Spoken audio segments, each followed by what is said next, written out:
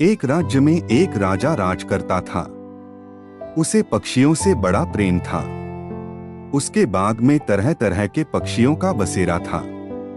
एक दिन उसके दरबार में एक बहेलिया आया।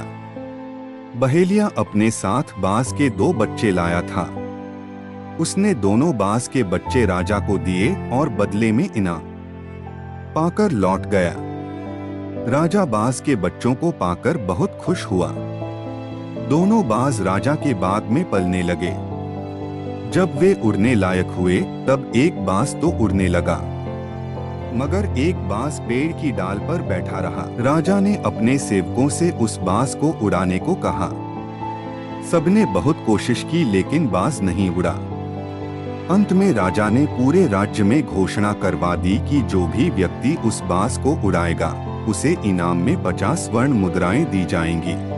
राज्य भर से लोग आने लगे और बाज को उड़ाने का प्रयास करने लगे, लेकिन बाज नहीं उड़ा। धीरे धीरे लोगों ने आना बंद कर दिया।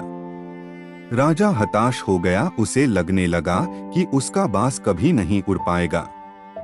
कुछ दिन बीत गए। एक दिन मंत्री एक व्यक्ति को लेकर राजा के पास आया और बोला, महाराज, दूसरा बाज उड़ने लगा। राजा ने चकित होकर पूछा, कैसे? महाराज, इस व्यक्ति ने ये कर दिखाया। मंत्री व्यक्ति की तरफ इशारा करके बोला। राजा ने उस व्यक्ति से पूछा, बताओ तुमने ये कैसे किया? कैसे तुमने बाज को उड़ाया? व्यक्ति बोला, महाराज, मैंने वो डाल काट दी जिस पर बाज बैठा हुआ था।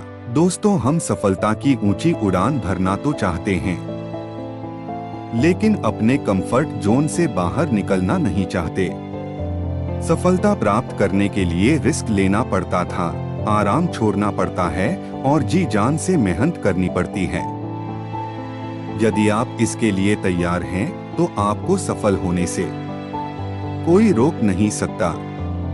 लेकिन यदि आप आज के छोटे सुखों का मोह त्याग नहीं पाएंगे, तो भविष्य की बड़ी सफलता से सदा वंचित रहेंगे।